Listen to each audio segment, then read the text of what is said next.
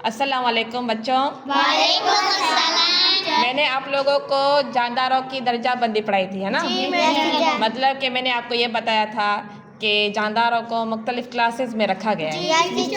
अच्छा, ये जानदारों की दर्जाबंदी क्यों की गई है? इसके रीज़न क्या है? एक दूसरे से मुख्तलिफ होते हैं।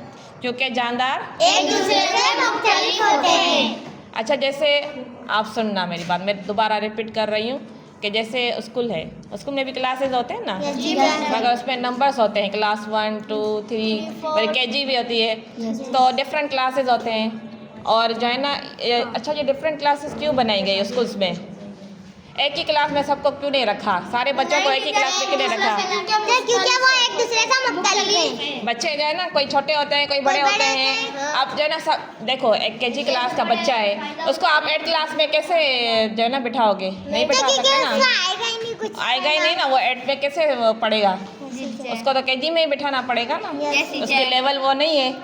ठीक है, ऐसे ही जानदारों की भी, मतलब जानदार भी एक दूसरे से मुख्तलिफ होते हैं, तभी उनको डिफरेंट क्लासेस में रखा गया है।